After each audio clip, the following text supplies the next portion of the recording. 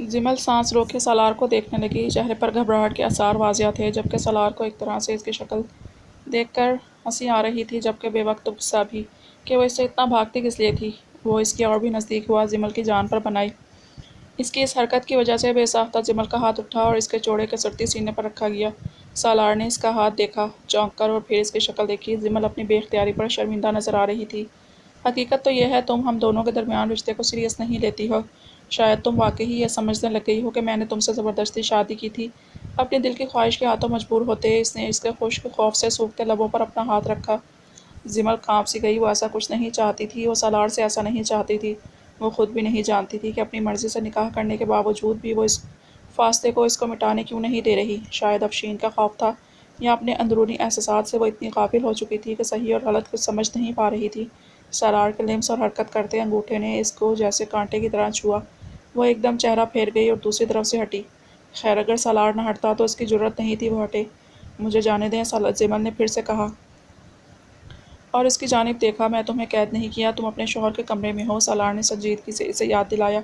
یہ رویہ اس کا سالار کی سمجھ سے باہر تھا۔ جب میں شوہر کے ساتھ رہنا نہیں چاہتی تو کیوں زبردستی کی جا رہی ہے؟ وہ ایک دم چیخی اور منہ پر ہاتھ رکھے رونے لگی۔ سالار حیران رہ گیا۔ اول تو اسے امید نہیں تھی کہ کبھی جمل کے منہ سے یہ بات سنے گا، اور دوسرا وہ روتی تھی اور مقابل کو بالکل پسند نہیں تھا کہ اس کی آنکھ سے آنسو بھی گرے۔ شاید ان کی پہلی ملاقات اور سالار کی توجہ کا مرکز اس پر یہی تھا۔ وہ بے چین سا ہوتا، اس بات کو اگنور کرتا اس تک پہنچا۔ اس کے چہرے پر سے ہاتھ اٹھایا۔ کہیں سے بھی وہ اس وقت لاپرواہ سالار نہیں لگ رہا تھا، بلکہ اس کی اس حرکت پر جمل کو اب حیرت ہوئی تھی۔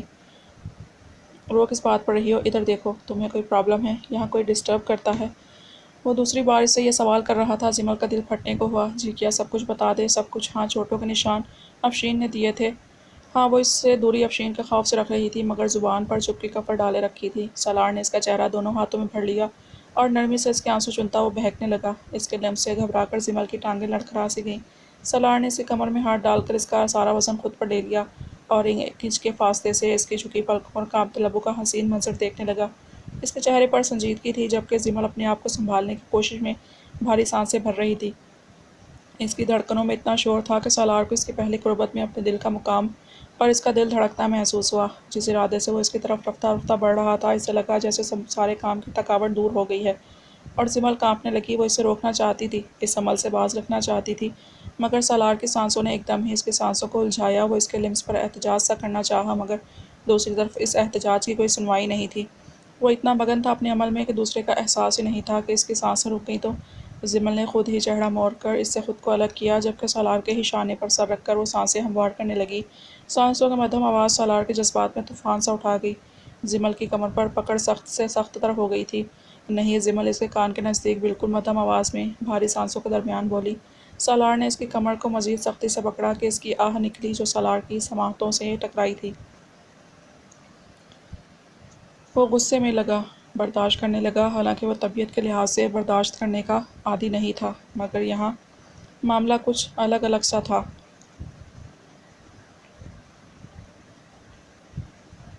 میں جان سکتا ہوں کیوں اس نے اس کا چہرہ سامنے کیا؟ جمل نے خود کو اس سے دور کرنے کی کوشش شروع کر دی۔ سالار کو اس کی کوششیں اور اس کے سوال کا جواب نہ دینا بے حد برا لگا۔ اس نے کھینچ کر جمل کو خود سے الگ کیا۔ وہ جو تھی ہی اس کے سہارے پر اس کے چھوڑنے سے نیچے جا گری، سیدھا اس کے قدموں میں۔ سالار نے اس کی طرف دیکھا اور بنا کچھ کہے وہاں سے واش روم میں چلا گیا۔ جمل نے اپنے آنسو صاف کیے اور جلدی سے اٹھی۔ موقع اچھا تھا وہاں سے نکل جانے کا، یہ جانے بنا کہ افشین اسی کی منتظر ہے۔ وہ وہاں سے باہر نکلی اور دوسرے کمرے کو کراس کر کے سیڑھیاں جیسے ہی پار کیں، افشین کو پیٹھ موڑے کھڑا دیکھ اس کا چہرہ سفید ہو گیا۔ کل ہوا نیلا چہرہ یاد آیا جس پر اس نے سوال کر لیا تھا، اور آج سالار کے کمرے میں اسے دیکھ کر شاید وہ چھری سے اس کا گلا کاٹ دے۔ وہ پریشانی سے بنا کچھ سوچے دوبارہ اوپر بھاگ گئی۔ کمرے میں آئی تو کمرے میں شاور کا شور تھا، آگے کنواں پیچھے کھائی تھی۔ وہ جائے تو جائے کہاں؟ بے بسی سے ناخن کاٹتی وہ الجھی ہوئی تھی۔ نیچے اس وقت جانے کا تو سوال ہی پیدا نہیں ہوتا تھا۔ افشین اس کا حال بگاڑ دے گی اور وہ کس کو کیا کیا جواب دے گی، اور ویسے بھی اس کی مار سے وہ اب ڈرتی بہت تھی۔ وہ اندر کھڑی سوچ رہی تھی کہ اب کیا کرنا ہے کہ دروازہ کلک سے کھلا اور سالار ٹراؤزر میں ٹاول گردن میں ڈالے باہر نکلا۔ جمل کی نظر اس کی نظروں سے ٹکرائی تو ایک دم اس کی چیخ نکلی۔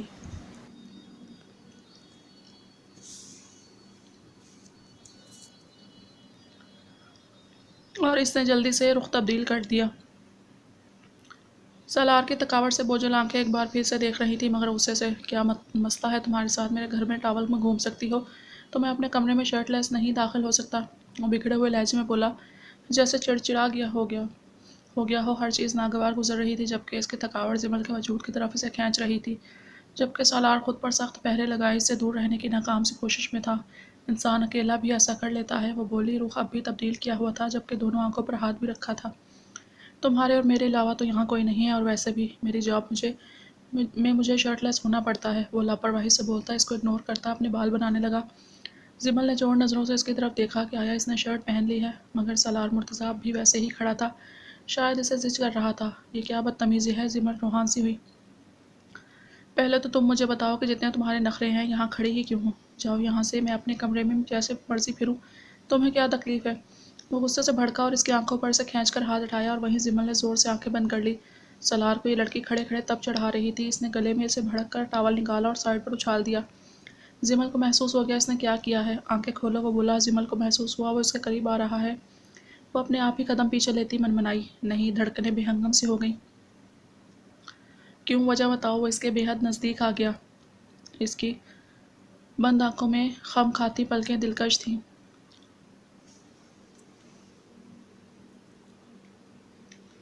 نظارہ بھرپور تھا، تنہائی غالب تھی، دو دل دھڑک رہے تھے۔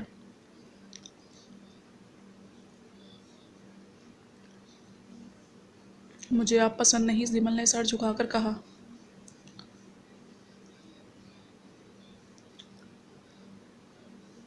سالار کے سارے جذباتوں پر برف آ پڑی تھی۔ اس نے ایک ہاتھ دیوار پر مارا اور جمل کا چہرہ پکڑ کر اونچا کیا۔ آنکھیں کھولو، وہ گرایا۔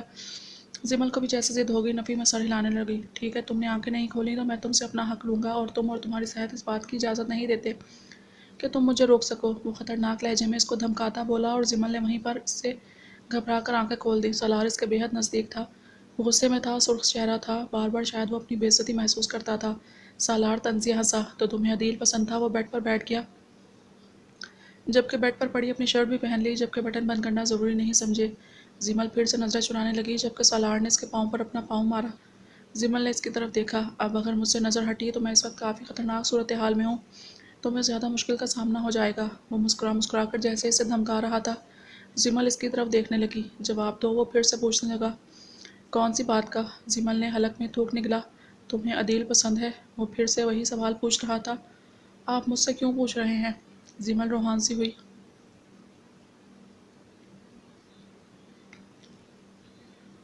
پھنسا کر رکھ دیا تھا اس نے تو۔ سالار نے اس کے پاؤں میں پاؤں الجھایا اور اپنا پاؤں زور سے کھینچا۔ جمل ایک دم اس ٹوٹی چاک کی طرح اس پر آ پڑی۔ سالار کے بیٹھنے کے انداز میں 1% بھی فرق نہیں آیا، البتہ جمل کا چہرہ سرخ پڑ گیا۔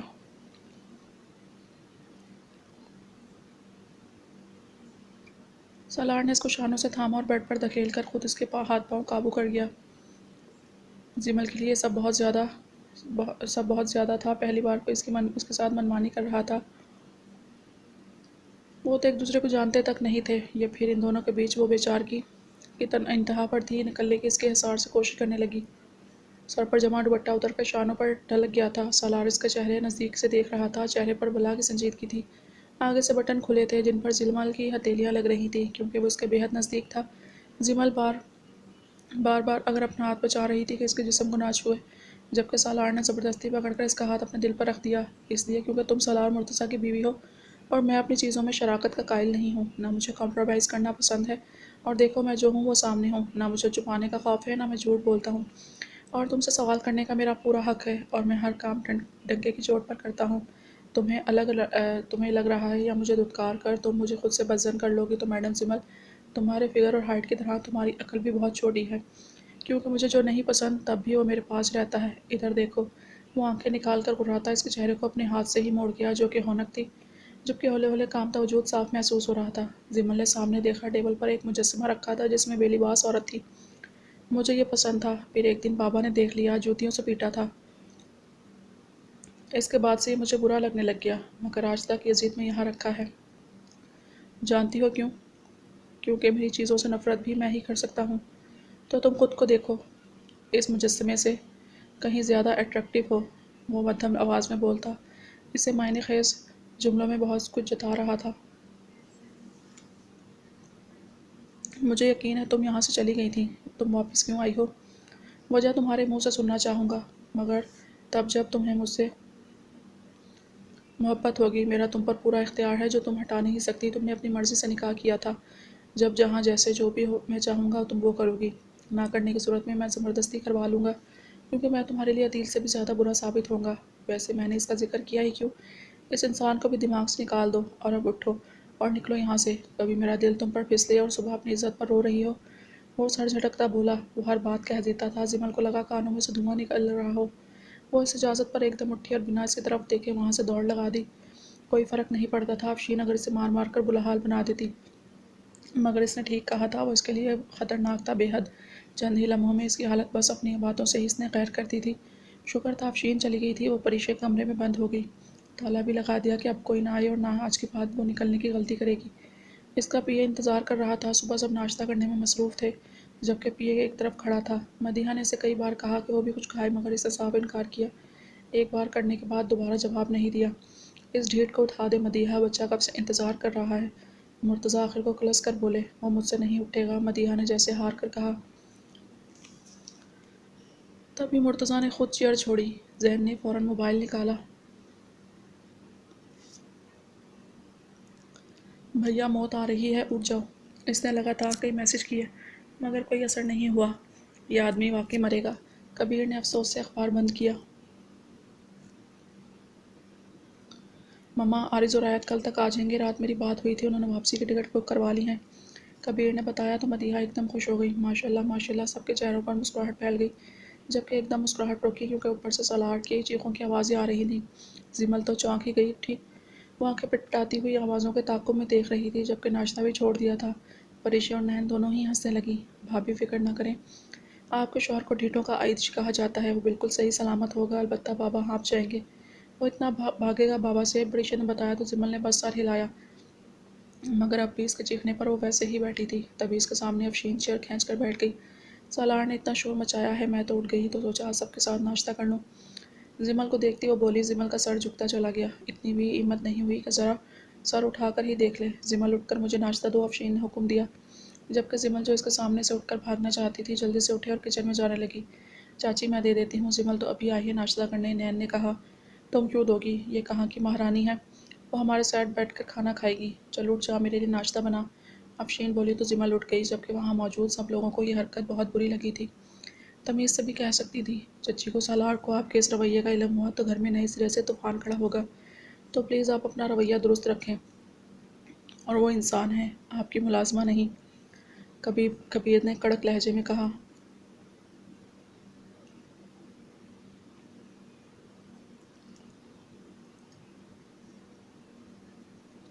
وہ صرف میرے بیٹے کی قاتلہ ہے، جس نے سالار کو پھنسا لیا ہے۔ تم لوگ جانتے ہی کیا ہو اس کی حقیقت، وہ چلائیں۔ زمل کے ہاتھ پاؤں کانپنے لگے۔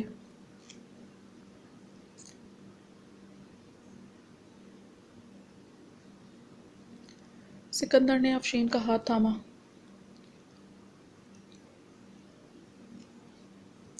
بہت ہو گئی، اٹھو، جب تمام برداشت نہیں تم سے برداشت نہیں ہوتا تو سب کے بیچ مت بیٹھا کرو اور اپنی بیٹی کو بھی اس گھر میں رکھو تاکہ تمہارا یہ عجیب و غریب رویہ دیکھ کر کچھ سیکھے کہ اس کی ماں کیا ہے۔ سکندر بے حد غصے سے بولے، آپ مجھے کہہ رہے ہیں یہ باتیں؟ مارا ہے اس نے میرے بیٹے کو، میں کبھی اپنے بیٹے کی موت نہیں بھولوں گی۔ افشین نے مٹھیاں بھیجی اور وہاں سے چلی گئی، جبکہ زمل کچن میں تھی۔ اس کے ہاتھ پر گرم گرم کافی گر گئی، جس کو اس نے بنا آواز کے پیا اور دوبارہ کافی بنانے لگی۔ باقی سب نے دور سے ایک دوسرے کو دیکھا تھا۔ ابھی کوئی کچھ کہتا کہ سالار بھاگتا ہوا نیچے اترا، بلیک کوٹ پینٹ میں، ٹائی ہاتھ میں لیے، بال ڈیشنگ سٹائل میں سیٹ کیے، وہ گاگلز لگا کر واقعی ہیرو لگتا تھا، جس پر نظر رکھے تو دوبارہ نہ ہٹے۔ وہ نیچے آیا تو لبوں کی تراش میں دل فریز مسکان تھی۔ آج آپ کے شوہر کا بی پی لو ہو گیا ہے، کچھ کھلا پلا دیں، وہ ماں کے قریب آ کر بولا، جبکہ مدیحہ نے سر تھام لیا۔ سالار سدھر جائیں، کل کو آپ کے بچے ہو جائیں گے، اسی طرح تنگ کریں گے پھر ہم سب کو۔ نہیں، ایکچولی پھر ہم سب مل کر کریں گے، اور سب سن لیں، میری پوری ٹیم ہوگی، میں عارض اور کبیر سے زیادہ بچے کروں گا۔ وہ سب کو ایسے بتا رہا تھا جیسے یہاں کوئی مقابلہ ہو یا پھر زمل کو سنانا چاہتا ہو، مگر ٹیبل پر زمل تو تھی نہیں۔ استغفار، کبیر نے توبہ کی، جبکہ سب اپنی ہنسی دبا گئے۔ اس لڑکے کی تربیت آپ کو 4-5 بار اور کرنی چاہیے۔ مرتضیٰ بھی نیچے آ گئے۔ ان کا ذرا ذرا سا سانس پھول رہا تھا۔ سالار اپنی ہنسی روک رہا تھا۔ گھمنڈر آدمی، دفع ہو جاؤ یہاں سے اب، مرتضیٰ غصے سے بولے۔ حضور جو حکم، اپنی زوجہ کو دیکھ لو۔ وہ دانت نکالنے لگا، جبکہ مرتضیٰ نے ضبط سے کبیر کو دیکھا۔ سالار، کبیر نے ٹوکا۔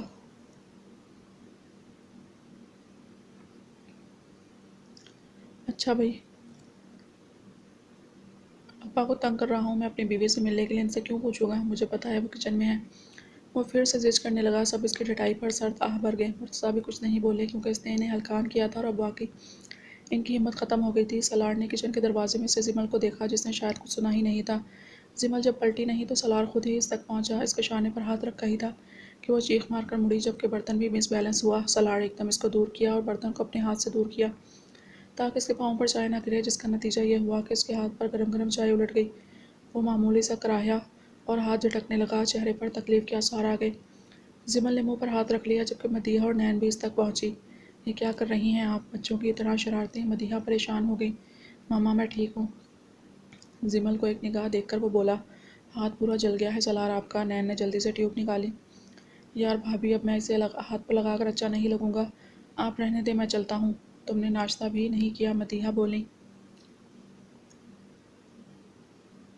اٹس اوکے، وہ سنجیدگی سے کہتا باہر نکل گیا۔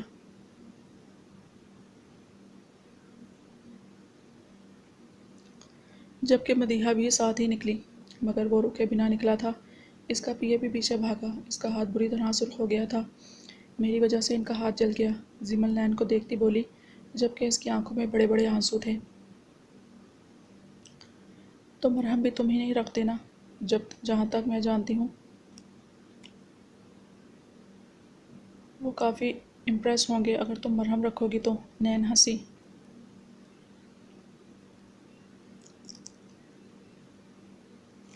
جبکہ زمل کو بالکل اچھا نہیں لگ رہا تھا۔ اچھا ریلیکس ہو جاؤ اور ناشتہ کرو جا کر۔ نین نے اس کا شانہ تھپ تھپایا اور اس کا ہاتھ پکڑ کر باہر لے آئی۔ ملازمہ کی بیٹی زفشین کی چائے اس کے کمرے میں بھجوا دی۔ نین کا فون بہت دیر سے بج رہا تھا۔ اسے لگا کبیر کا ہے۔ وہ دوڑتی ہوئی اندر آئی۔ آج بھی وہ اور زمل ہی کوکنگ کر رہے تھے۔ زمل اس سے زیادہ اچھی کرتی تھی کوکنگ، سب کچھ بنا لیتی تھی۔ صوفیہ نے بھی پریشی پر غصہ کیا کہ وہ ابھی تک کچھ نہیں جانتی، جبکہ زمل کو سب کچھ آتا ہے۔ تو آج کچن میں پریشا بھی تھی اور اس نے ہر چیز گرا گرا کر کام بڑھایا ہوا تھا۔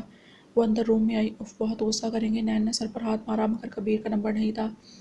اس نے چونک کر دوبارہ کال اٹینڈ کی۔ ہائی لیڈی نین، احمد کی خوشباش آواز اسپیکر سے ابھری۔ نین کو جیسے یقین نہیں آیا۔ اس نے دوبارہ کان پر سے موبائل ہٹا کر نمبر دیکھا۔ تمہارے پاس میرا نمبر کیسے آیا؟ نین حیران تھی۔ کیا یہ مشکل تھا؟ احمد ہنسا۔ خیر، میرے پاس تمہاری ایک قیمتی چیز ہے، کافی قیمتی بھی لگتی ہے۔ احمد نے بریسلٹ کو غور سے دیکھا۔ نین کی حیرانگی میں مزید اضافہ ہوا۔ اس کے پاس ایسا کیا ہے؟ اب تم سوچ رہی ہوگی کہ میرے پاس تمہارا کیا ہے، تو اپنی کلائیوں کو چیک کرو، ہو سکتا ہے کسی کے پیار کی نشانی ہو۔ وہ پھر سے ہنسا اور نین کے دماغ پر جیسے بلاسٹ ہوا۔ میرا بریسلٹ تمہارے پاس کیسے آیا؟ وہ چلائی اور پھر منہ پر ہاتھ رکھ گئی کہ جاتی تو کیا ہوتا، آہستہ آہستہ نین کوئی سن لے گا۔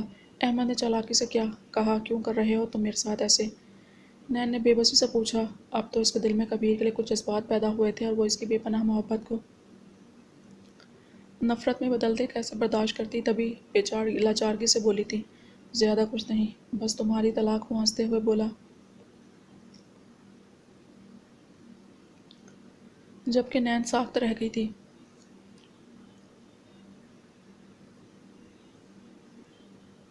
تم؟ نین ہکلائی، ہاں ہاں، تمہاری طلاق۔ اب تم میرے پاس آ رہی ہو مجھ سے ملنے، اور یاد رکھنا مجھے ہر حال میں تم کل اپنے پاس چاہیے ہو۔ کہتے ساتھ اس نے جھٹکے سے فون بند کیا، جبکہ نین جو فون ہاتھ میں تھامے بیڈ پر بیٹھ گئی تھی۔ یا اللہ، بھیگی نظروں سے اس نے اوپر کی طرف مدد طلب نظروں سے دیکھا تھا۔